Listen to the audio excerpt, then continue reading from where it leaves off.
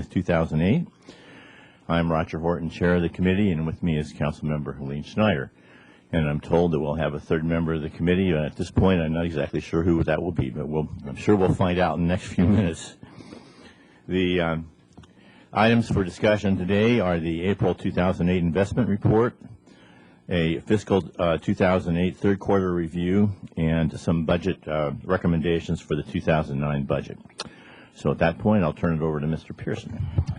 Good afternoon, Councilmember Horton, Councilmember Schneider, Bob Pearson, Finance Director. And as you just pointed out, Mr. Chair, we have the three items on here, and we're going to start with item number one, which is the April 2008 investment report. And as you know, Mr. Chair, generally for the non-quarter end investment reports, we simply include them in the packet for the Finance Committee and are prepared to answer any questions. I would point out that you could put that up, Jill. You have that one. Just by way of sort of an overview, during the month of April, we did have purchases and deposits totaling $26.5 million, and sales, maturities, calls, or withdrawals totaling $12.5 million, so our net activity for the month was $14 million. All of the purchases, as opposed to the deposits, as you know, the deposits are to the state local agency investment fund, the vehicle that we use for our money market overnight investments. But all of the purchases were AAA rated federal agency securities. We bought 5 of them at $2 million each, so $10 million of purchases. During the month, we did have one maturity for $2 million and one Federal Home Loan Bank Agency $2 million security that was called. So really, that was the activity for the month. As you know, the interest rate environment continues to be low. And it's a difficult environment to continue our investing, but we plod along and buy what's available and just try to not predict interest rates and to continue to buy when we see an opportunity. I have a couple questions. Do you have some? I'm looking at page 2 of the summary of cash and investments, and I'm looking at the average days to maturity column. Can someone comment on the shift from 542 to 664? For some reason or other, I was expecting more of a change than that, but perhaps I shouldn't have been. So, can you help me with that? Certainly. Really, it's a fairly modest lengthening of the portfolio, and I think that the reason that you don't see a more pronounced lengthening of the portfolio is because in this interest rate environment, we have not felt that it's prudent to be buying investments out in the 4 and 5 year maturity range, given the low level of market interest rate at this point. So we've been focusing on the 2 to 3 year maturity range, and that really has sort of moderated the what otherwise would have been a lengthening of the portfolio. Okay, so that's why you kept it fairly short. Yes. Okay, then on page 4 of the portfolio report, I noted at the bottom under corporate and medium-term notes under Berkshire Hathaway, there's a note maturing 1/15/10, and the yield is 3.6. And then I see Federal National Home Mortgage Association up above at 4.1, and those rates seemed quite a bit lower. And I noticed that some of the maturity is out to 13, and I just wondered why we picked the one with a yield at 365 of 3.6. Mr. Chair, a couple things. One is you'll note that the Berkshire Hathaway, which of course is a AAA rated security, we have not been in the business of buying many corporate securities in this unsettled environment. We have limited our corporate security purchases to strictly AAA rated corporates, and really that, of course, means that we have a very limited pool from which to choose. Berkshire Hathaway is one of those that's AAA rated on both sides, and One of the things about the Berkshire Hathaway one is that it's what we would refer to as a bullet. Therefore, it is really saying it's not callable. And so when you're buying something like that, you're going to not get as high of a yield as the Fannie Mae that you mentioned up above. You'll notice that that is a callable security. And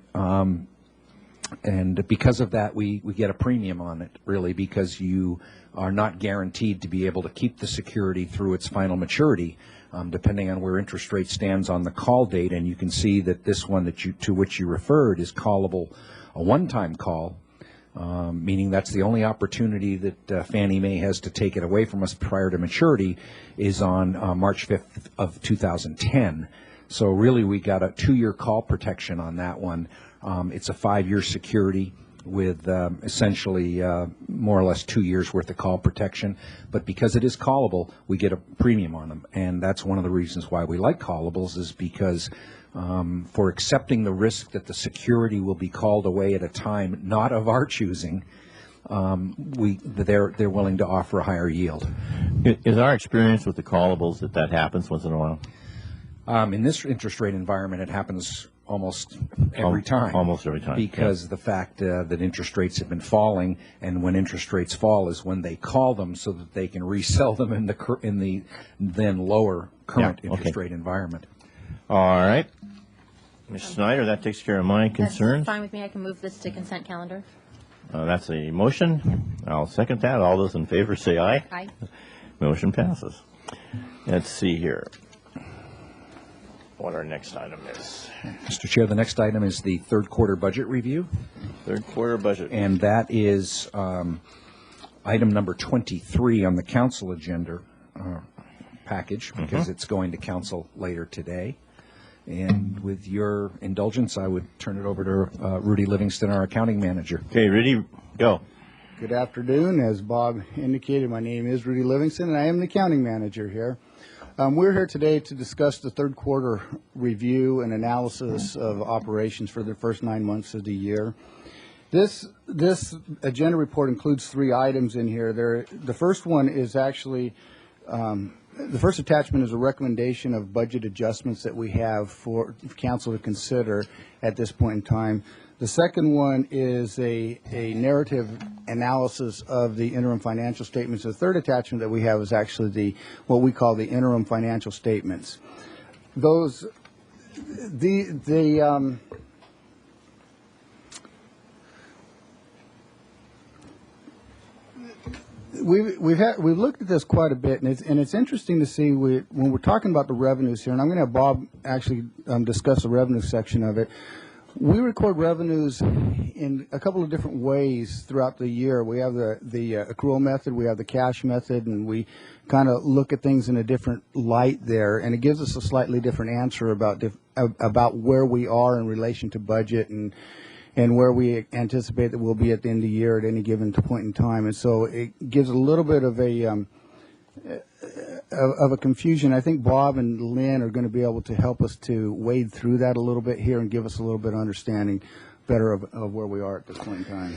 Thank you, Rudy. Mr. Chair, Councilmember Schneider, I'd like to reintroduce to you Lynn Sparks, finance analyst and revenue analyst extraordinaire, and she does a great job. I've told you that before, and she's going to take us through a revenue schedule, which you were just handed. And I know that we've been over revenues quite a bit of late, starting back in January with the budget work session, and then upon budget introduction on April 15th, and then we went over with the Finance Committee revenues in pretty good detail just within the last 30 days. But we do want to give you an update on where we stand again, and because revenues are the key. And with that, I turn it over to Lynn Sparks. Thanks, Lynn. All right. Can you hear me? Yeah. Is that good? Okay, thank you. Okay, so I'm going to start by going over this exhibit. And on the exhibit, you'll find the fiscal 08 year-to-date actual through March. Number in blue is the accrual basis revenue, as Rudy was talking about. In his council agenda report, they have cash basis numbers, but these accrual basis numbers are the ones we really want to track relative to the budget to see where we're going to end the year. So, so they won't match the financial statements in the council agenda report, since those are presented on a cash basis. Purpose of this exhibit is to show where we are at the end of the third quarter on an accrual basis and compare our progress through the third quarter with our year-end estimates, which were used to develop the FY09 budget. So we'll start with sales tax, and I just want to go over the layout of this exhibit. You'll see the budget is the leftmost column. That's the adopted FY08 budget. The growth required column indicates how much we would have had to grow from FY07 actual year end to make that budget number. The next column over is the estimated year end. That's the estimate that we came up with during the production of the FY09 budget. So we re-estimated where the FY08 year end would be. And the estimated growth numbers are the growth that you'd have to achieve from FY07 actual to get to that estimated year end number. And the budget variance column says if you made these estimates, that's what the budget variance would end up being at the end of the year. And then, as I said, there's the year-to-date actual column, which are accrual-based revenues for the most part. And the year-to-date growth shows how much we've grown compared to that same time period last year. So that is a wee tad confusing. So the planning table was figuring on a 4.9 for the year. Well, we would have had to achieve a 4.9% growth from FY07 actual to make it to the actual budget. But then we revised our estimate to a 2%. To the 2%. But now you're growth. saying 3.5. No. So now I'm saying we have what we've grown so far in the 9 months is a 3.5% growth. So at the third quarter, we're at a 3.5% growth in sales tax. So you're we're still under the 4.9. We're still under the 4.9, and we actually we still think we're going to end up around 2% for the year, but we're just saying for right now we're at 3.5. So this one is the most complicated. So let's go through a little bit more of the discussion here. So the year-end estimate is based on a 2% growth. This assumed that we would achieve 0% growth for the December quarter through the rest of the year. And this is a good place to turn over and look at the sales tax sheet. We got off to a very strong start in fiscal year 08 with a large cleanup payment in September. You'll see at the very top right-hand section, we had 111% growth over the prior year. But since then, the September 30 quarter and the December 30 quarter have been very flat. In fact, we had a decline of 1.5% for the September quarter and only 0.3% positive growth for the December quarter. You following me? So our year-end estimate assumed that for December and on, we would have 0% growth. So, and that is, we won't have the March quarter results or the June quarter advances until June, but with the slowdown in the economy, we do not anticipate growth for the remainder of the fiscal year, which should pull down our year-to-date growth by the end of the year to the 2% estimated growth mark. So it's a bit misleading to look at this top schedule saying, oh, we're at 3.5% growth. Isn't that great? But we expect that to fall lower and lower and lower until we get to the end of the year, and hoping to end up at the 2% growth rate that we estimated during the budget cycle. Not hoping to, but projecting that you will. Yes. Okay, so on to TOT then. The year-end estimate for TOT is based on 2% growth. This assumed that we would achieve 2% growth for January through June. Through March, our year-to-date growth in TOT is 2.7%, which looks pretty good, which was higher growth than we had estimated. But now you need to look to the TOT page farther. Yes. The TOT data for the month of April showed a decline of 8.6%, which has pulled our year-to-date growth down to 1.6%. So we will need a growth of 4% in TOT for May and June in order to meet our year-end estimate for FY08. So Excuse me, Lynn, if I just might, this is third quarter through March, but we thought that the April number was significant enough that To bring it up. we weren't going to hold it for another few weeks. And unfortunately, as Lynn said, that kind of dropped us from an overall year-to-date growth of 2.7 to 1.6. That's such a change. I read this stuff regularly, and it's well, the last 3 months have been okay. I wonder, were you able to find anything in particular, like was something closed or? Well, one of our theories, and I don't think anything's changed between, for instance, March and April, but I think one of our theories is that this year Easter was a week earlier and fell into March actually, and not in April as it was the prior year. So that's kind of our theory. Other than that, we really don't have any explanation. There's been some news stories out about how the price of gas is going up is leading to shorter stays. Like instead of a long weekend, if you're going to travel, it's one night less because you have to spend that money on gas to get to and from where you're going, or not traveling as much. So I don't know if there's a way the hotel should give a deal for an extra night. They get a gas card on the way back or something like that. Oh, there you go. Cool, but that seems to be coming up a lot lately too. Yeah. Okay. Okay. On to property tax. The year-end estimate is based on a 5.5% growth. Through March, our year-to-date growth is 9.6%, but this is not really a meaningful number. It just means that we've received more of our property tax earlier in the year compared with last year. The county informs us how much our base property tax and how much property tax in lieu of VLF we will receive each year. It's a supplemental to property tax that can vary widely from year to year. And I do have a schedule on the very last page about that. We estimated $715,000 in supplemental property tax in FY08, and through April we have received $545,000 roughly.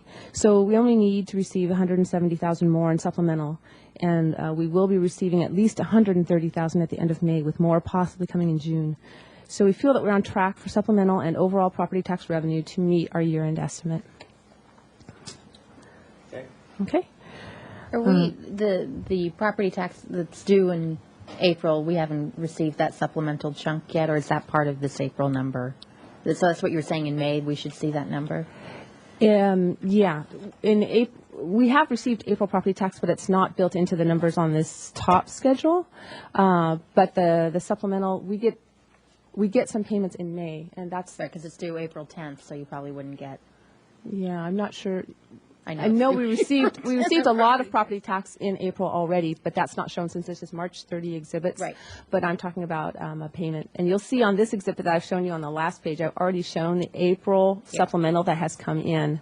But now I know there's at least $130,000 that's going to come in May. But that also. April supplemental that we received was received by the county probably in March, right? Not in April. And April 10th is the deadline for property taxes, so May would be a good number to determine Could be. the supplemental chunk. I think that's true. I think that that is the deadline for the second installment payment, but a lot of people, what we find is some people pay the entire installment with the December payment. I see. And then other people will not wait till I know it's hard to believe, but will not wait till the last minute to make their second installment payment. And I think that's kind of what Lynn was saying, which is that with property tax, that just the timing of the cash flow varies somewhat from year to year, and not by a huge amount, but by enough to fall into 1 month or the next or the one prior. And so, through March, it looks really good that we're up 9.6, but when you add May in there, you'll see that 9.6 will drop because this year we've really just got a little more in March than we did last year. Okay. So on to UUT, utility users tax. The year-end estimate is based on a 3% growth, and through March, our year-to-date growth is 3.3%. So we appear to be on track with our utility users tax. Franchise fees, however, the year-end estimate is based on 3.4% growth. Through March, there's a year-to-date decline of 1.1%. Although this one is not a true accrual basis number. It's more difficult here to show accrual basis revenue because of the timing of the revenues. Southern California Edison pays their franchise fee on a quarterly basis. So, we're lagging our year-end estimate at this point, and it looks unlikely that we'll make it, but it greatly depends on the growth in electric franchise fee in the next 2 quarters.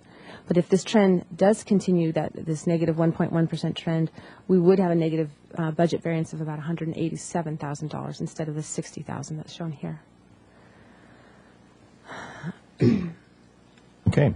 Onto business license. Year-end estimate is based on a 0% growth, and through March there's a 0.4% growth in business license revenue, which slightly exceeds our estimate. Vehicle license fees, the year-end estimate is based on a decline of 25.7%. This decline is due to the fact that we received 2 payments in fiscal year 07, which were adjustments for prior years, making the FY07 number actual artificially high.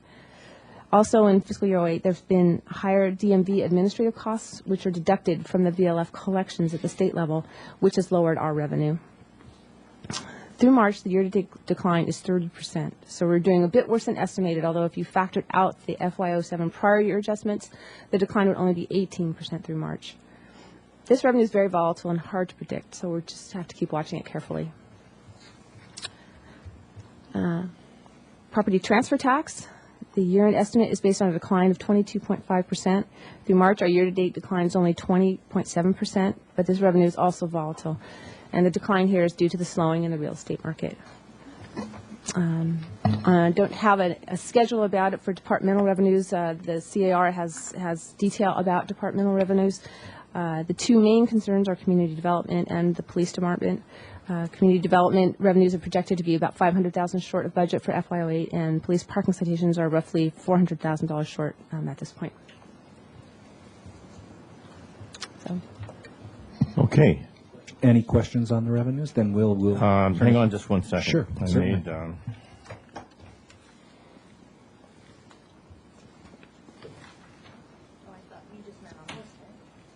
Yeah. the whole thing. No, just on. Okay. Yeah, we're gonna move on briefly to the expenditure side, and Rudy's Okay. going to talk about that, and then briefly explain the recommended adjustments to you, and then we'll wrap this up. Unless there were questions on the revenues that are actually included in the interims here. Okay, then we'll move forward to the expenditure side of things here. I've given you a summarized table here, which actually is summarized from what's in the agenda report and the attachment to the agenda report. We wanted to make it a little bit cleaner and easier to read, so we took some of the stuff out and make it a little bit easier on the eyes. And Jill, that would be the summary of the expenditures here. Sorry, we're distracting Jill over here. She does a marvelous job, doesn't she? This table that we have here represents 75% of the annual expenditures, or 9 months here. And we can see here that through March 31st, let's see here, the expenditures and encumbrances are approximately $1.9 million under the year-to-date budget at this point in time. All of the departments except non-departmental are within their year-to-date budget at this point in time. And all of the departments are going to be looking at things very closely through the remainder of the year to make sure that we end up within those budgetary limits. I do have a couple of departments that I want to discuss briefly. One of those is the police department here. You'll notice that on the schedule here that the police department is within 1% of their budget at March 31st. And this is a razor-thin margin for them, because one day of payroll can eat that up significantly. And they're approximately $338,000 under the year-to-date budget at March 31st. The department has requested some additional supplemental appropriations that we are requesting the Finance Committee and the Council consider. And we'll discuss those in a few minutes here to help them get through this tight budget size that they have right now. But they're going to be monitoring things very closely, and we are hoping that these additional appropriations will get them through the end of the year. But there are some concerns at this point in time that possibly we may need to come back to council with an additional appropriation in July after we see how things end up before we close the final book. So we'll keep we wanted to raise the alert on that we may be seeing something here. Parks and Recreation on this schedule here is showing that they have a 0.2% positive variance. You'll notice that a big reason for that is that they have $736,000 in encumbrances at March 31st. That represents several contracts and purchase orders and things that they have open. So they're anticipating that everything is going to be fine through the end of the year, but being that it's so close to the year-to-date budget, I wanted to highlight that slightly. The other one that I wanted to bring up is the non-departmental. That is $188,000 under the year-to-date budget, and we see that quite often. We see that quite often, and the biggest part of that is the debt service that's in there. And the debt service, we have a big payment that's due in the fourth quarter, and by the end of the year, everything should be totally in line with budget. So that's all I had to speak on concerning the general fund. Now, if there are any questions on the general fund, we can address those now, or we can move on to the enterprise funds. Well, maybe it's probably not anything that, on page 6 of the general fund, I was just noticing that the Arts Advisory and the Human Services are both ahead, and in one case it has to do with the encumbrances in Human Services. And Yes. I wasn't aware that Human Services encumbered grants rather than just letting them sit unallocated. Is that the case? They actually do an encumbrance there? Yeah, these are some of the programs that we have out there for I'm drawing a blank here. These are some of the social programs that we have out there that we are actually encumbering funds for at the beginning of the year. So we do indeed encumber for those. Okay. Yes. And then the Arts Advisory, I assume that's just a question of going ahead and getting the money allocated. Right. Yeah. On a non-prorated basis, correct? Exactly. They use those things when they need them. We look down at the overall and departmental level, they're 72.5, and there are going to be fluctuations throughout the year, especially in some of these that you never know exactly when they're coming. Okay. Good enough. Anything else on the general fund? Then we will shift to the enterprise fund revenues here. I combined the revenues and the expenses on one schedule here to make it a little bit easier for us to follow on the handout here. The table that we have here represents the revenues and the expenses for the enterprise funds through the March 31st date. Now, we look at the revenues and we compare those to a annualized budget, so that we actually take the 3 years history of collections through the first three quarters of the year, and then we compare the current year budget to that to get to that annualized budget. And it helps us to look at things in relation to the trends that we have throughout the year.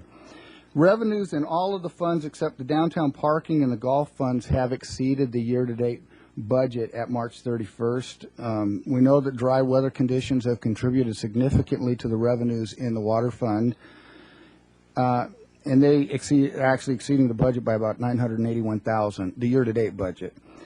And they anticipate that they will exceed their revenue targets for the year. The wastewater, the airport, and waterfront funds are within 1.9% of their annual budgets at this point in time, and this is not deemed to be really significant, and they anticipate that they will meet or slightly exceed their revenue targets at year end. The only ones that aren't meeting that year-to-date revenue target are the downtown parking fund, which is very, very close, and they estimate that at year end they will be very close to their budget, if not exceeding it slightly. And the other one is the golf fund, and we always talk about the golf fund at this time of year and look at it, and they project as best they can, but we're still 4.4% under what the year-to-date revenues would be. But I would like to note that this is actually a slight increase from the actual revenues we collected in the prior year, so it's not like they're going down. It's just they're not meeting the target there. And they are anticipating that these revenues will fall short of the budget target, and they will make cuts and savings, generate savings and expenses that will offset these revenue shortfalls. So, do we know, Rudy, has downtown parking held some projects off, or why their expenses are low? Yeah, and actually I was going to bring that up here in a second, but what the deal, they budget, the downtown parking fund does not have a capital fund.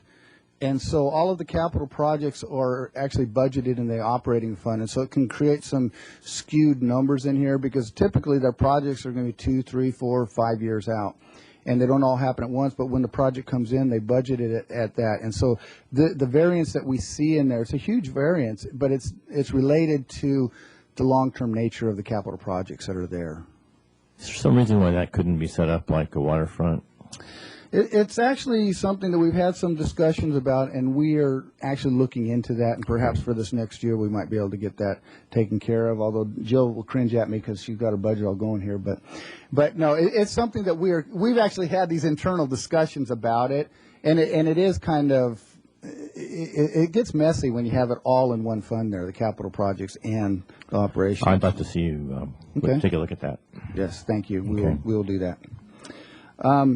Other than that, the expenses in the water fund are running a little bit higher than what the year to date. Excuse me, they're below the year to date by about $700,000, the year to date budget. But one of the big reasons for that is the fourth quarter debt service that has to come out of there. And I wanted to mention something else we'll be discussing when we talk about the.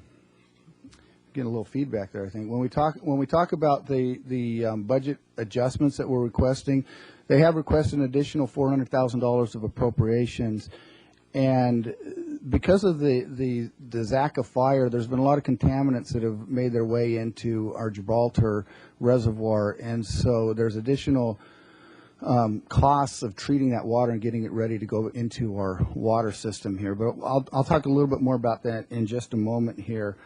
The wastewater fund also is below the year-to-date budget, and that's primarily due to the debt service that occurs in the fourth quarter. We spoke about the downtown parking fund. The only other one that I wanted to speak about was the waterfront fund. They're about approximately $1.1 million under their year-to-date budget. This is due to the Marina One walkway project that actually has been postponed and won't be taking place until next year, and that was actually budgeted in this year. So that's something that will be pushed off into FY09. So now that's all that I had to say about the expenses and the revenues. And are there any further questions before we move on to the budget adjustment? It's not a question, just a comment Sure. of remembering a year ago how much of a fine-tooth comb every single department goes through. You add the variance into the forecast, and yet still there's all these little tweaks. And I just want to, acknowledge that, and I think it shows how much every department really looks at their budget very carefully and tries even to save funds where they can, when they can. So even though we're about to get into some adjustments for different departments, for good reasons, I might add, but I think that's quite commendable. So just a comment. Do you want a motion on that? Or? We'll finish up with the requested adjustments, and then we'll have a motion on it as a whole, since it's all in one CAR, if that would work out. I want to call your attention to, I've separated this schedule of adjustments, proposed adjustments, into two pieces. The first one is related to the general fund only. As I mentioned a little while ago, the police department has incurred several unbudgeted expenditures this year to provide some continuing services in three important programs and activities. In the prior years, they might have been able to absorb these costs within their salary and benefit savings, but the department has been running at pretty much full staffing all year long, and they're not anticipating having much, if any, savings in salary and benefits, and so they're not able to absorb these things as they would have been able to in prior years. So we're bringing forward these couple. There's three adjustments here that we want to consider here. The current year budget included $100,000 in salary and benefit costs for the neighborhood bike patrols. Due to the importance of this program to the community, the patrols have continued throughout the year, and the department has actually incurred to date $187,000, almost $188,000 in costs through March 31st.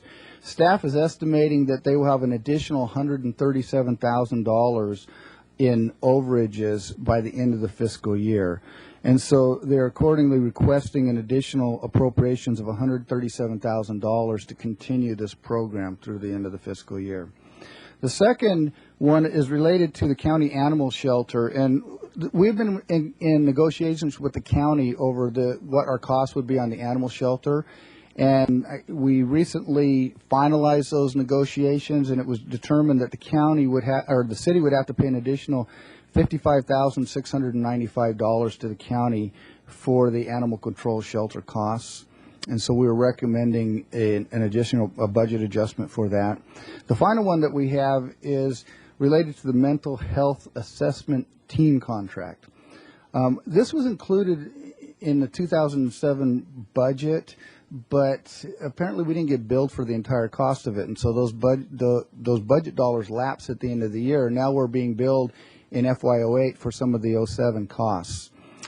And the department's going to need to pay an additional $42,914 to the county for this program. And so we are including that in the requested appropriations. In total, we're requesting an additional $235,609 of appropriations. Now, these would come from general fund reserves. Question, Lee? Yes. Yeah, well, first off, the reason why we're being asked to add this extra money is because the police department's doing exactly what council said, which was to overhire, and you did, and we're fully staffed, and this is what happens, and so there's no problem with that. I think that's just following through with our direction.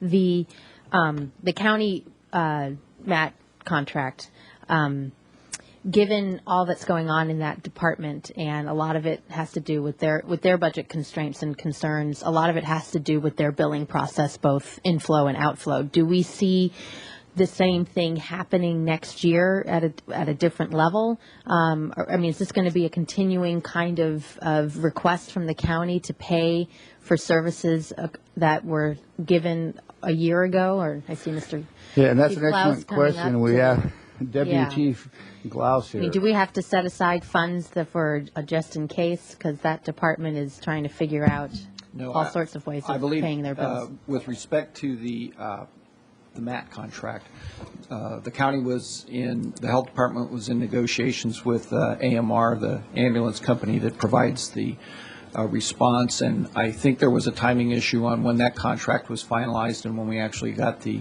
invoice for services for 07 that were slightly on hold.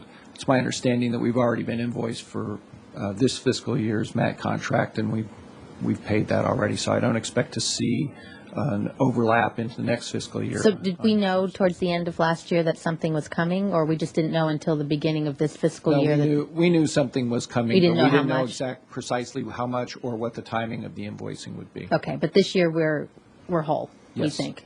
Yes. Okay, okay. Thanks, Rich. Oh, If I'm not mistaken, I believe the department was anticipating that they would have been able to cover that with savings issue. Sure, it but just didn't happen. we've been fully staffed. Yes. And the other piece is, and I know our revenues aren't meeting the expectations we had, but when we put the budget together last year, this number looks vaguely familiar as like what the actual surplus of, I mean, it's basically our expenses is covering pretty much the entire, what our forecasted budget looked like. Isn't that didn't we have about 250,000 in reserve? That was supposed to go back into reserves at the end of this fiscal year if everything else went well? I don't have my big book with me. Yeah, I don't recall, I don't and I know. don't have those numbers with me. There's like 300,000 quote unquote left over going back into reserves when we were done with the budget, assuming all the, I'm trying to remember that number. Mr. Armstrong, you reaching for your mic there? I was just going to say, you really have to, you can't just look at that number. You Right. have to look at where we are in revenues, and then, and the revenues include the variance that we had in there. And so we're about about 500,000 below in revenues before Okay. the variance. And then what's going to get really interesting is when you look on the expenditures in the general fund, we're about 4 million under on actual expenses, and then we've got encumbrances in there of close to 2 million. Some of those encumbrances are contracts, others are open POs. Okay. And so, because I was looking at this and going, okay, are we going to use reserves this year? And that's what we'll be spending our time in the next month So it's predicting. possible that we still have Yeah, I think it looks to leftover me, money though. that goes back into reserves by the end of this fiscal Yeah, year. although as I look at this, I think we're probably going to use some reserves to balance, because I think the variance is not going to totally cover the shortage in revenues that we're going to see. And I think part of this will be how much we have to encumber for next year Okay. and carryovers. And of course, we're going to look at those very, very carefully, because we'd like to get that margin as close as possible. Yeah, okay, thank you. Okay.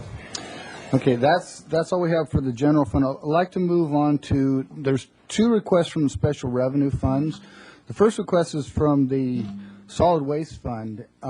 They have ongoing monitoring responsibilities at Ealing's Park, And they are going to need some additional money for, I believe, drilling some wells and doing some additional monitoring of gases and things that are out there. And they've requested that an additional $80,000 of appropriations this year to cover that cost, and that would be funded out of the fund reserves this year. The second one is in the county library fund. Now, this is not the general fund portion. This is county library, where we provide services for several small branches throughout the county. And sometime during the year, we were notified by the county that they would not be providing janitorial services at the Carpinteria or the Solvang branches, and so we've had to pick up the tab for those. In addition to that, the Montecito Association has some building maintenance costs that were related to the prior year that were not billed to us until this year, and so the library fund is requesting an additional $10,521 of appropriations to cover these additional costs. The last adjustment that we have here is in the water fund. And the as I mentioned earlier, the Zaka fire caused a lot of contamination here. I want to bring up a point of clarification here, because it was last month that the water fund actually, staff brought to council a contract for the purchase of activated carbon to purchase for this purpose here. And it was indicated in the staff report that they believed that there would be a sufficient appropriations to cover the cost of this. What had been discovered subsequent to that date with council there is that the appropriations indeed existed in the water capital fund. But since this is an expense that really belongs in the water operating fund, they're going to need some additional appropriations in the operating fund to cover the cost of this. Additionally, I want to point out too that we have filed claims with the state and with FEMA to recover some of these costs. And we don't know exactly when we will receive that recovery or exactly how much, but we are in the process of trying to recoup some of this cost.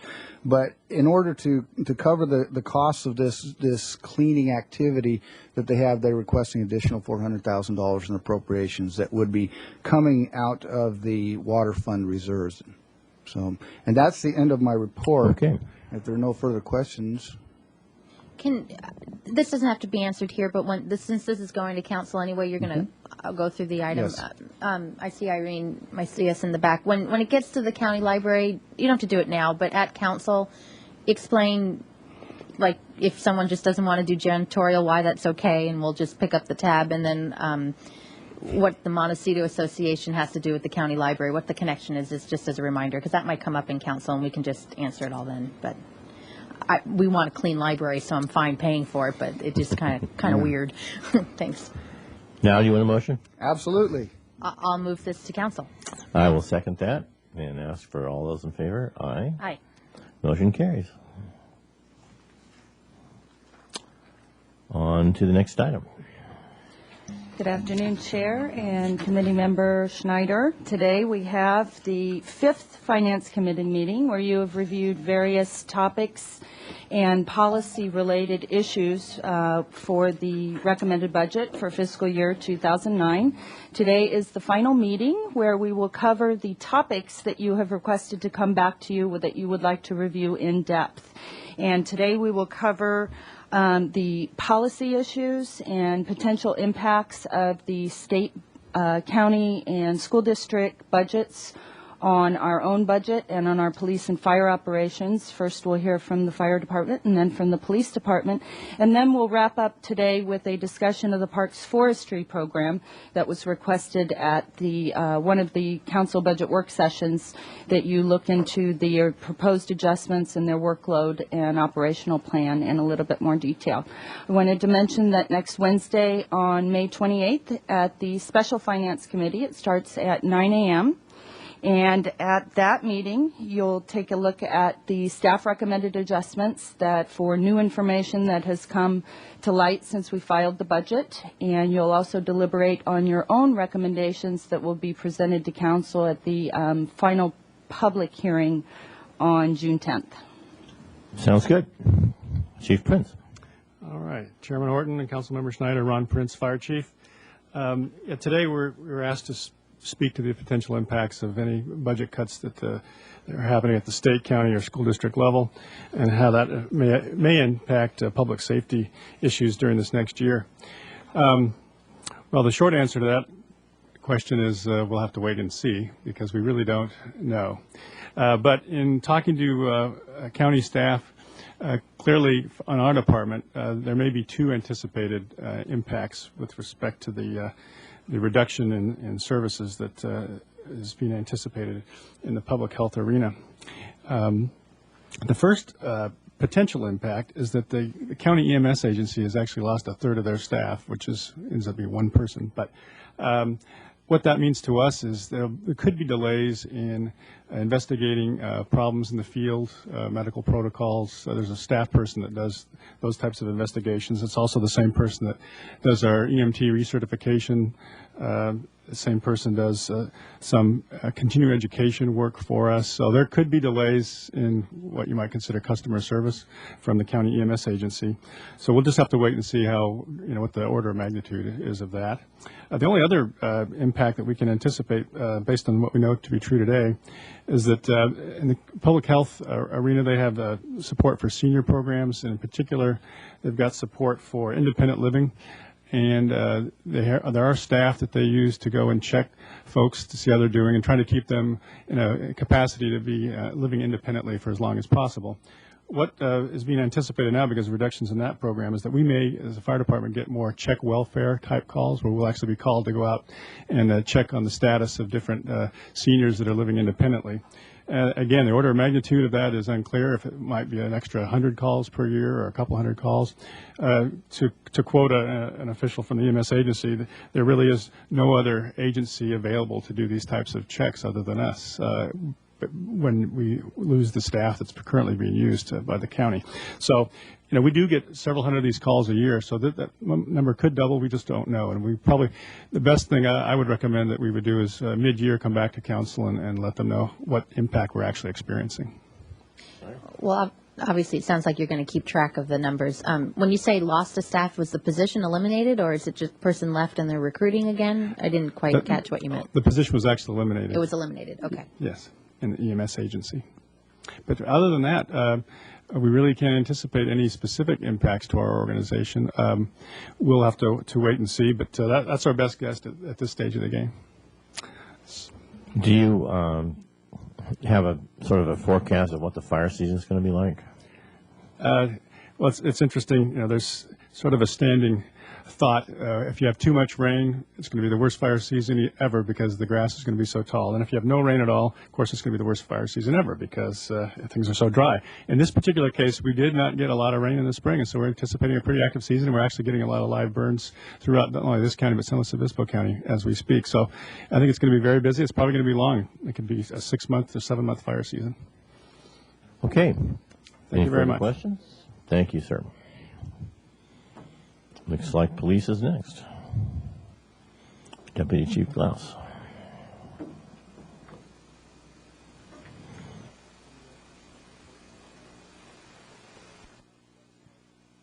I'm sorry? No. I saw the green, but it wasn't the light. Like the fire department, it's a little bit uncertain. We're trying to follow some of the discussions that are happening primarily in Sacramento. Right now, depending on whether you're paying attention to the legislatures or the governor's office, you get two different scenarios that might occur. But we, Cal Chiefs organization has lobbyists that is communicating regularly with us, as well as the information that we're getting from the League of California Cities. So here are some of the worst case scenarios that we are anticipating.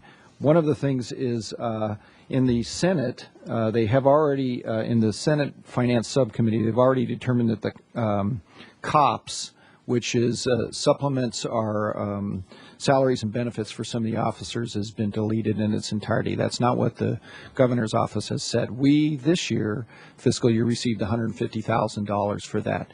If I can take you back in history just a little bit, we used to get enough money in that program to pretty much pay for the salary and benefits of 6 officers. That's when we started increasing some of the staffing from when we were at 132. that's not a complete surprise. Every year we're thinking that that might be something that will occur. The biggest expenditure cut that would actually impact us, or biggest action that would actually impact our expenditures, would be the this discussion that they're having again on booking fees.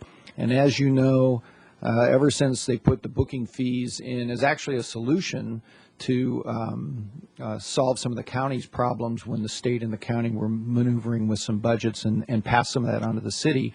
After a number of years of paying about $250,000 a year, the governor's office, the sheriff's departments, and the cities all got together last year, and this was the first fiscal year that we're in right now where we actually didn't have to pay them, and then the state was reimbursing the sheriff's departments directly for that. If what the Senate subcommittee has already approved goes through, it's likely that we will be on the hook again to start paying those again, and that number roughly, and I'm assuming they could recreate the formula. We've worked under a number of different formulas. One was adjusted recently where it was costing us about $100 per booking. Prior to that, it was at about $135 per booking. So I'm assuming we would have to get back to the negotiating table and determine what formula that was going to be. But assuming we were at a level that we've been paying in the past, that's another $225 to maybe an outside $250,000 expenditure side to us. One thing that actually I've seen in some of the discussions also that may actually affect us and could theoretically affect the fire department as well is the Prop 172 money, the half-cent sales tax. And I have seen some proposals out there at the state level right now to remove that money from municipal governments and have it go solely back to the county again, which is my recollection when that was first proposed many years ago. That was what was going to take place, and maybe for political purposes the city's got some of that money way back when. I've seen it discussed primarily in terms of prison and jail issues and trying to look for some solutions. I've only seen that in one scenario so far, so I don't know if that's going to come to pass, but our budgeted amount for fiscal year 09 would be $205,000. So in the event that one of the state solutions included that or a redirection of that money, we stand to possibly lose some of that. So it would affect both departments, or we would have to pull more general fund money out. Okay. And then I can mention just a couple other things. There's we have received over the years a significant amount of grant money, and even though that's not part of our general fund operating costs, it does contribute to the overall public safety, particularly in the traffic areas. We had a 3-year Office of Traffic Safety grant for about $200,000 over that, and we had 2 what they refer to as mini grants, $20,000 apiece, so another $40,000. So the amount that we pay in overtime for additional traffic coverage may be reduced. You may also recall that we've had a lot of discussions regarding youth violence, and that we were trying to apply to some grants specifically to target youth violence, either in an enforcement or preventative measure. We're finding as we continue to try and probe as to availability of grant fundings due to the state situation, some of that money may not materialize, so we're not hopeful at this point. And then lastly, there's a lot of indirect costs as a result of cuts that we hear are going to take place in the county, particularly with alcohol dependency programs and mental health programs, where there's a lot of outreach which translates into street activity, where if they can get involved in prevention of mental health and substance abuse issues, then it's going to reduce the amount of responses that we have to have from a patrol perspective. And so that is an indirect cost, but certainly may increase our workload. So we're in a wait-and-see mode as well on all those things. Kelly? Yeah, I know it's a wait-and-see mode. Thank you for that. I think a couple of years ago when the department budget came to council, there was a specific look at how many calls for service, what percentage of the calls for service had to do with homeless-related calls for service. And I think this was 2 or 3 years ago. It was 11% of all calls for service. So it might be worth looking at that again this next fiscal year and trying to map, at the beginning of the year to be able to measure that, because we won't know until the county adopts its budget what's going to happen with different mental health programs and the community-based organizations, how that relates to cities. On the flip side, which is hopefully a positive side, the recent crisis intervention training that happened countywide might end up in fewer bookings or fewer calls for service if people are treated sooner related to their mental health or other substance abuse issues. So, and that might link to if we have to start paying those booking fees again because of the way officers are trained in how they interact with people when they get a call for service, that might actually reduce some numbers. So I think as we look into going into next year, when we get more information about what the changes are, to try to monitor that, so that way when we start a next 2-year budget cycle, we can really see what the costs of, those unanticipated but indirect costs that leads to additional calls for service or just different workload issues for us in the department. So that was one thing I would request for looking into for this year. And then the second thing, the other thing I think to keep in mind, I know it's been in the paper, the school district is looking at maybe bringing La Cuesta School or another continuation school or something to the downtown, where Community Academy is. And I don't know if that's an issue or not, but I don't know if you have any comments on that now, but it's just sort of in a conceptual conversation stage. The school district had a couple of meetings about it already, but I don't know if that's going to lead into different interaction with probation department or our cops or something like that. I don't know if you have any comments on that and what that might relate to our workload. Well, it's difficult to, specific to the schools, it's difficult to determine exactly what the outcome might be. We already currently, because we have one continuation high school in town and actually another campus up at La Colina, I would say that it could have an impact on our calls for service, but relative to the number of calls we have and the overall workload, I don't think it would probably have a huge impact over what we generally do on business. And with regard to your prior comments, I'd just like to say, I did mention in our budget hearings that as we get our new records management system and the robust tools that there are, we do hope to be able to measure much more concisely some of the issues regarding homeless issues or mental health or alcohol and drug abuse issues. The 11% that you mentioned before, we actually did a hand count on that to try and be No wonder we haven't seen that a lot more precise. again, Yes. that study again. And secondly, I might also add that even though 11% was the number that we recorded, it's probably higher than that because those were the actual types of contacts that we could say definitely this is related to this kind of issue.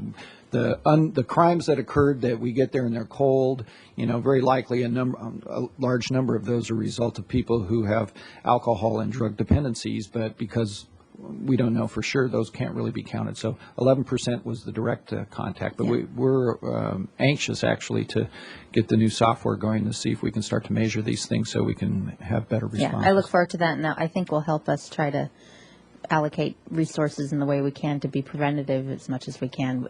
Having that data would be helpful. So, I agree. Thank you. Okay, thank you, Deputy Chief. Next is Forestry. Okay. Ms. Zachary.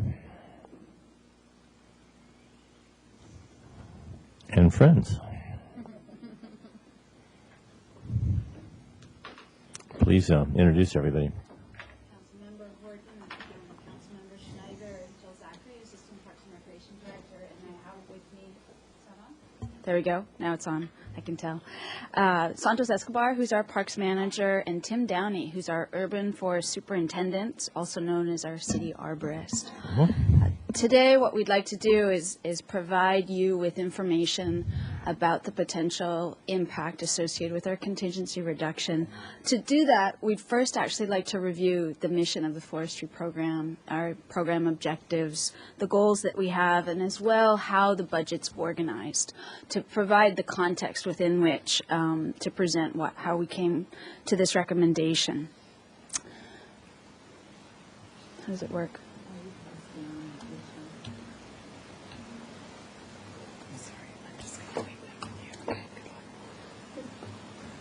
Excuse me, I'm just making sure that the PowerPoint presentation works.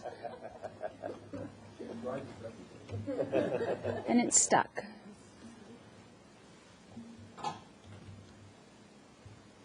Okay, well, let's start with the mission and maybe see what we can do.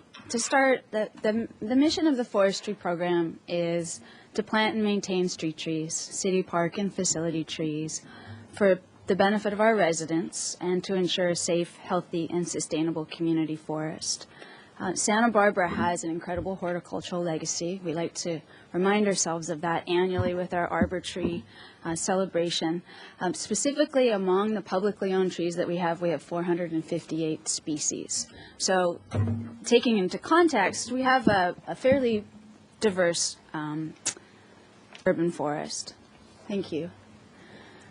Our staff, we have 12 approved positions. We have 2 supervisors, and then we have 10 crew positions, of which 8 are filled. 2 teams of 3 staff that are involved in forestry work, 1 who delivers water and another one who cares for our young trees.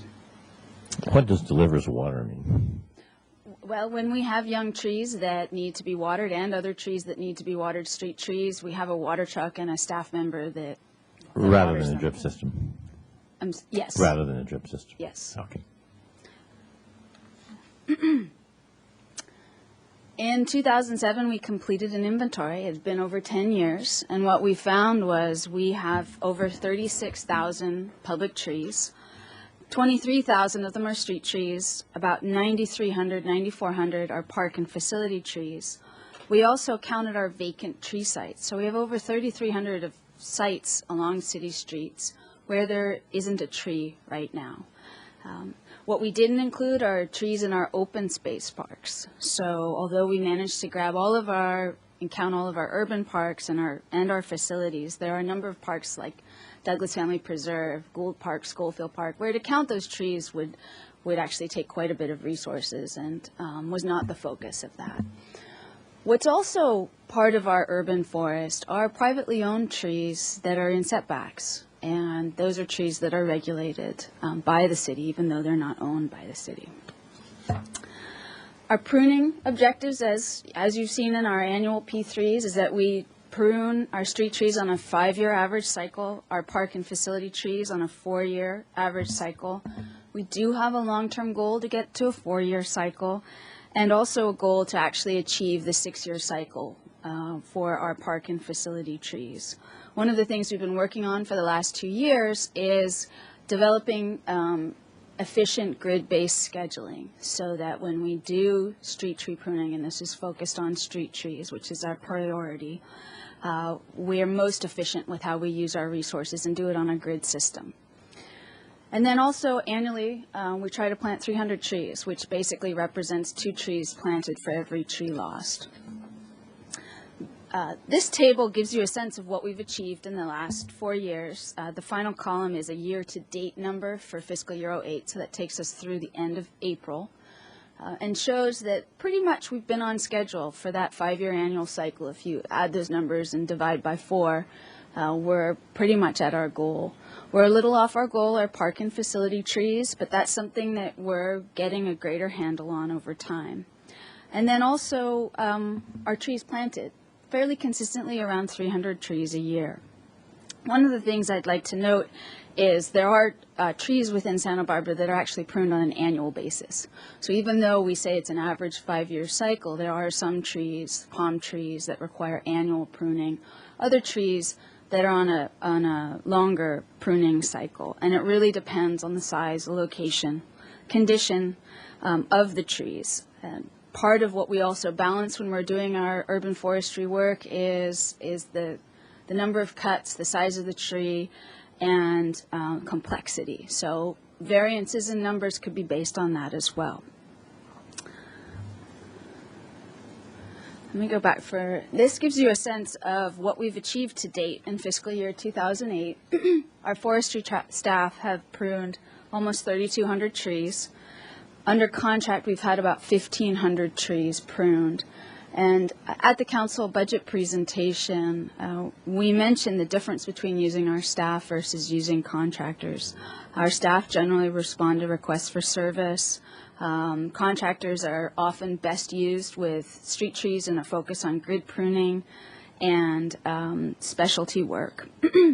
You'll notice our goal for our cost per tree for pruning is currently $186 per tree for our staff and $100 per tree for our contractors. And that's one of the factors that we consider when we're looking ahead to next year, when we look back at what we've achieved this year, is that there's a variable associated with that cost, and it really depends on the type of work.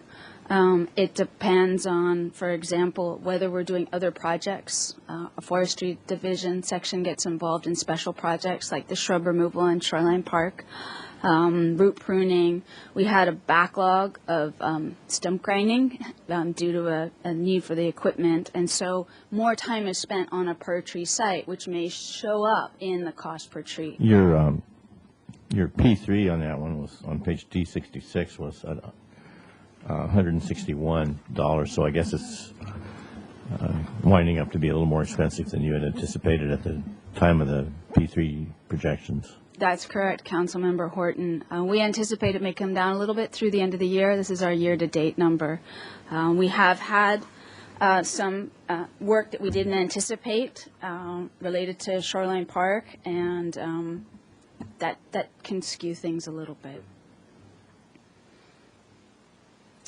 Our forestry budget this year is $1.3 million, and briefly, $845,000 comes from the streets fund, utility users tax. General fund is about $285,000. We also had almost $200,000 in carryover from last year.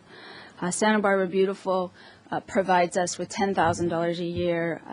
We have a revenue projection that shows it going up 4% a year, although we haven't revisited that yet with the organization, but that is what is in the budget.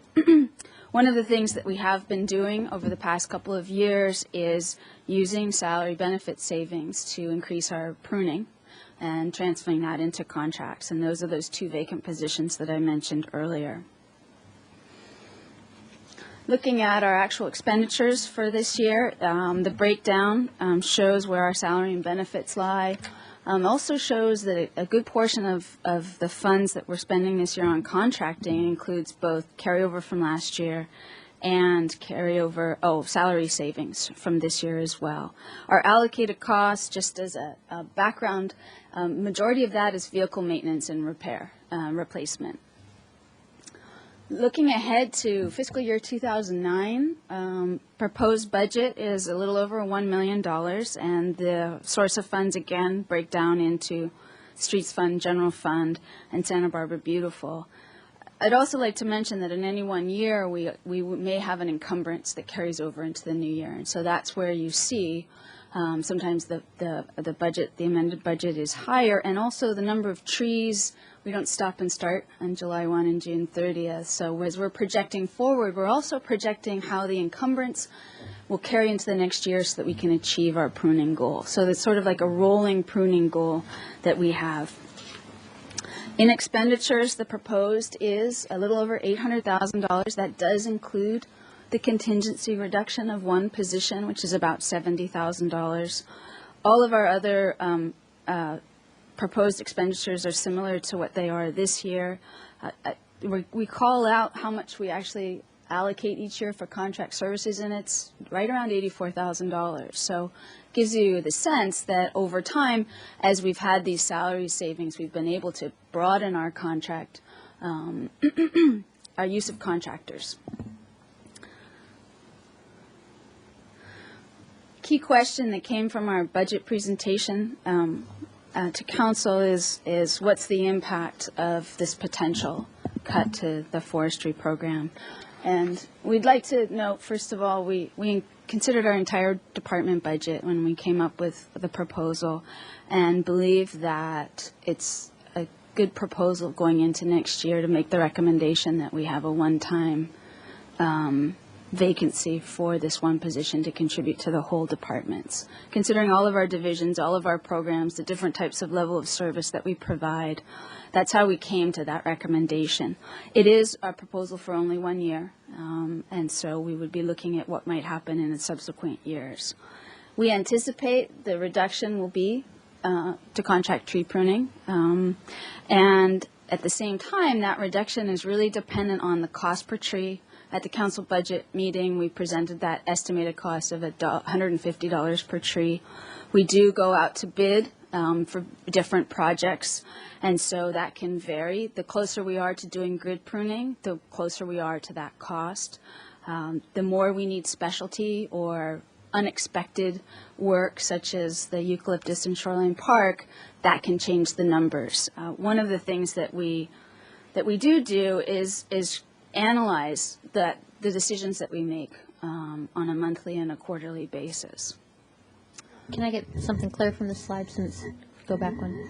So the savings of keeping the forestry position open means that you're, see if I got this right, you're able to contract more, use the savings from the position in order to give to contract for, would it, so with the net, okay, and maybe you have the answer as you move on, in terms of not having this position, how many trees are not being trimmed versus how it's being balanced out with additional contract work? I guess that's the question I'm asking. Council Members Horton and Council Member Snyder, I'm just about to get to that. And what we're trying to do is present you with sort of the various different decisions that we make based on what the street tree system needs, which is our priority, and secondarily our park and facility trees.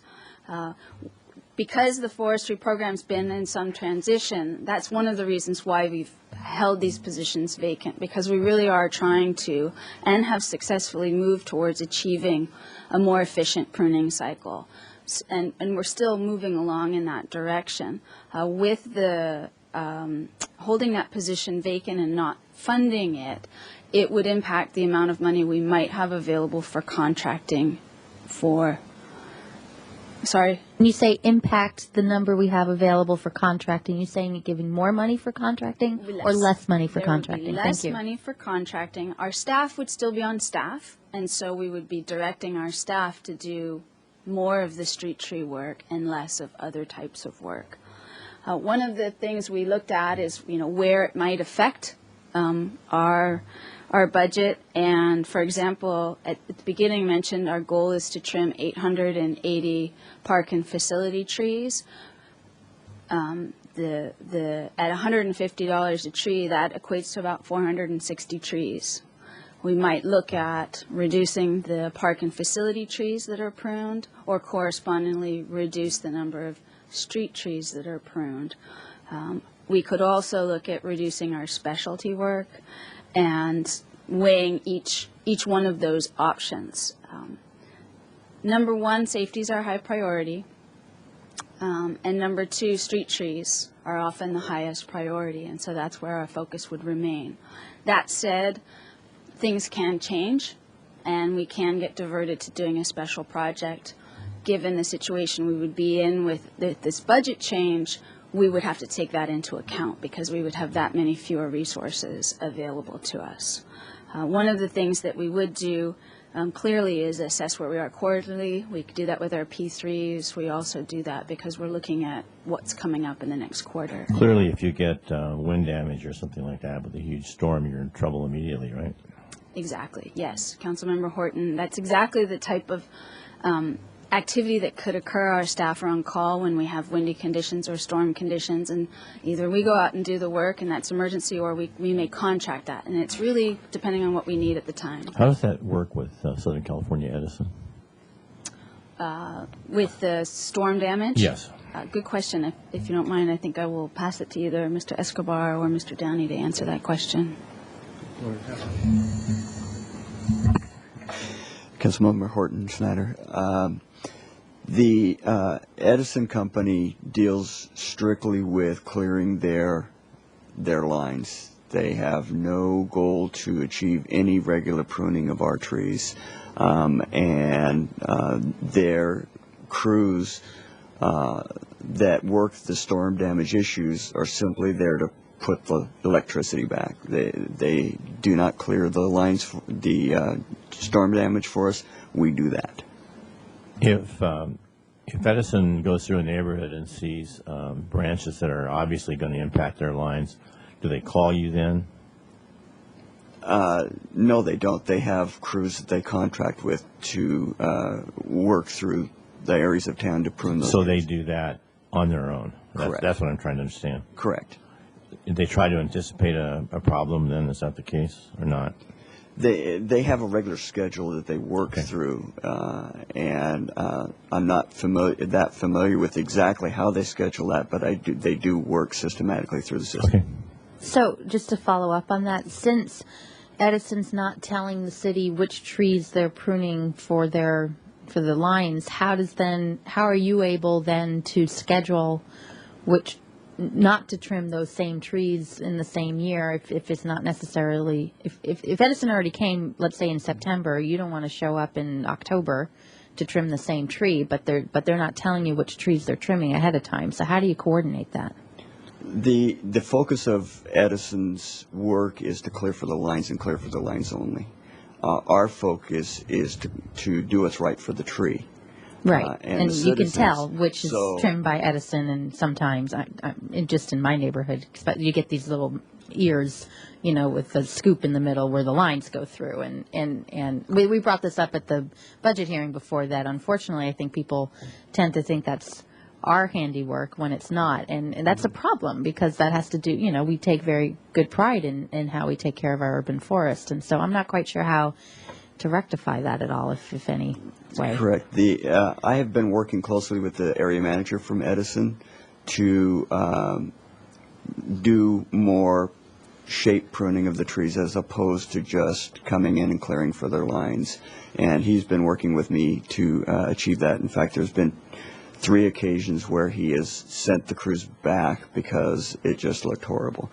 Well, it'd be interesting to do a cost benefit or some financial analysis, because if our team's going out to trim a tree for the tree's sake and Edison is paying money to trim the tree just for the lines, it sounds like a very expensive tree to trim, as opposed to coordinating with them and perhaps saving both agencies funds and working more collaboratively. We have looked at that some. The cost that Edison pays to trim trees with that different focus would increase if we coordinated with them to trim differently, because they would have to get more crews in to do the work that they need to do. But would it increase as much as it would cost us to go out and do the tree ourselves? I mean, is there a way, does it decrease for us as it increases for them? And is there some arrangement that can be made that still gives us a cost savings and makes the tree look nicer, or we don't know the answer to that yet? We don't know the whole answer to that yet. That'd be interesting, if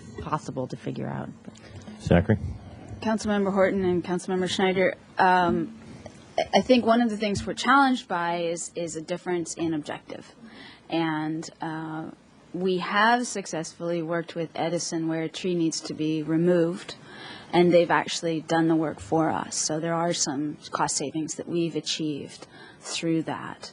And some of the things that Edison would do, we'll still go through that area and prune the trees, because they're only pruning the trees that are in the power lines. And there's many street trees, luckily, that are not adjacent to power lines. If I could just go back very briefly, I wanted to mention going into 2009, both the proposed budget and 09 expenditures, we anticipate we have some contract dollars that will carry over. So part of us looking at the impact is how many trees we anticipate trimming early in the fiscal year that will help us reach our goal and make sure that the impact from the loss of these funds isn't as great as we anticipate. And then I'd also like to mention the per tree cost for contract pruning. That's a variable that could change. We propose and we anticipate it could be around $150 a tree. If we get a good bid, the impact will be less because we'll be able to trim that many more trees with less money. And also, one of our objectives is to really focus those contract dollars where we can get the biggest bang for our buck, so to speak, and keep our tree pruning cycle moving forward and have less of an impact. Just briefly before we conclude our presentation, I wanted to mention the urban forest issues assessment effort that's currently underway. It's a multi-department effort that came out of requests from City Council. We're not in a position to really report back to you today on the progress of that, but we expect to be able to do that within about 90 days. And this is relative to the budget questions that Council has about forestry. We are looking at our municipal code and our permit requirements, the relationship to enforcement and our administrative citation ordinance. We're looking at how we do enforcement, and that was a key issue that came out of Council, both the types of violations, how we respond, and what kind of abatement that's required for a violation. And as I indicated, we will have recommendations.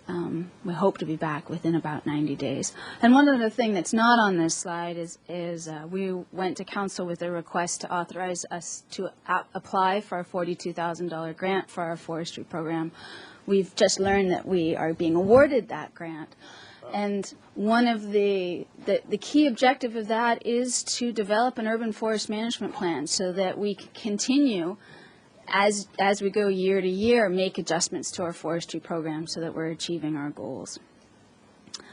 As I mentioned, we are looking at enforcement, reviewing our enforcement mechanisms, violations in the administrative citation ordinance. There was a request at the council budget meeting that we look at fines as a source of funding for the forestry program. Some of the things that we've been evaluating is trying to come up with a sense of what kind of revenue we might be talking about. We would anticipate it would probably be highly variable. Assumes timely collection. That's something that faces a number of city departments.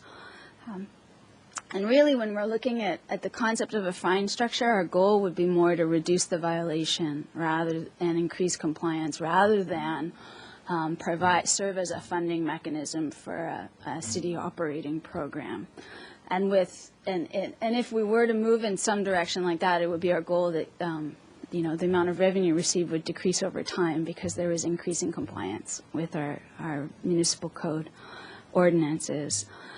One of the things that we've begun to evaluate is where that revenue might actually, whatever revenue there might be, where it might be most appropriate to consider it being applied to offset the cost of enforcement, potentially fund urban forest improvements.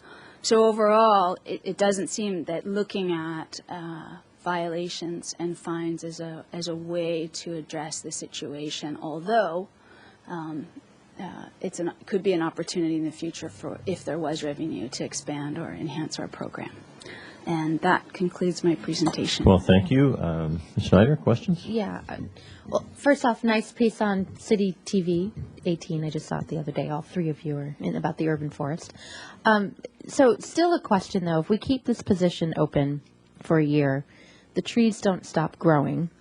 So a year later, we have fewer trees trimmed that are bigger that could have bigger impacts in terms of catching up. I mean, how do we catch up in a year of the ones that, if we don't meet our goals of tree trimming? And I still don't quite get the answer to that. And I don't know if there's we just lower our goal, and what does that mean in terms of health and safety issues if trees get, too bushy and can break off, or, worst case scenario because we're not trimming them as frequently as we should. I guess I'm just not feeling satisfied by getting that question answered quite yet. Councilmember Schneider, I would begin answering that question and then turn to either of my colleagues. We know our urban forest fairly well. We have our inventory complete. We would be making decisions based on, number one, safety is our high priority, and two, whatever city service that we're providing, whether it's street sweeping or some other program that relates to our urban forest. it would be our recommendation that if we were to fall back in a pruning cycle, it would be more focused on our park and facility trees, with the exception that we have certain parks with large trees that would clearly get serviced because of their location, Oak Park, for example, the use of the park, that kind of thing. And we don't know 100% what the impact would be, to be perfectly honest. However, we're looking at ways to sort of juggle different questions and answers based on the thought that we will have less funding. It could take us a year or more to get back on schedule. But again, if our contract costs go down, then we might not be so far off. We're in that a strange position in that we've had a 4-year agreement with one tree company that it looks like we'll need to renew next year, and so we're trying to be conservative and cautious with what we think the impact would be. And with that, I might ask Mr. Downey if he'd like to add anything. The other thing to consider is the salary savings we had over the last few years. We've done a lot with those monies to get us into a position where the entire urban forest is safer. So I don't think that this would be a significant impact to safety. Okay. Yeah, I was just going to add something, because when we talked about this, when we looked at the contingency cuts citywide, we spent a lot of time on this one, and I want to put it a little bit in context. I think in the last probably 4 to 5 years, the productivity in the forestry section has gone up significantly, both under Mr. Grass and also under Mr. Downey. So the number of trees actually being trimmed has gone up, and they've done a good balance of when to use contract tree trimming and when to use their own employees. In all likelihood, even if this position had stayed in the budget, it would not have been filled, and they would have used contract trimming. And they've also supplemented that with, in the street sweeping program, we have done a lot of additional trimming above and beyond that to prepare for the street cleaning. This is the one program in the city where I have told them I'd let them carry over salary dollars every year. The other places in the city we haven't done that because of the ability to move that money directly into contracts. I think we have to look at this thing year by year. I think we really need to have a good urban forest management plan, and that's what we're getting to get the grant for, because I think we're still trying to figure out what the appropriate trimming patterns are. But we've caught up a lot. But I think this is definitely, if you approve this, I think it's not something that we expect is necessarily going to be ongoing. The other thing I'd mention is part of what I did in looking at this is, in terms of the department's priorities, they looked at this relative to other things that they could potentially cut. And this was something that they said, this is, we think we can get by a year, compared to other potential cuts in the department. And this is a balancing in priorities, and they felt pretty strongly that this would work at least for a year. So that's kind of the thought process that went into it. One answer to that sort of a question is that there will be some impacts. If there's not, then we would be surprised. I'd like to welcome Mayor Bloom to the meeting. And thank you for your presentation. Ask if there's any further questions. If not, Jill, do you have any further things for today's meeting? No, I don't. I'd just like to point out that we'll meet back here next Wednesday after the Memorial Day weekend at 9 a.m. to wrap up the Finance Committee recommendations. Thank you, Jill. After welcoming Mayor Bloom, then we'll adjourn the Finance Committee meeting of today.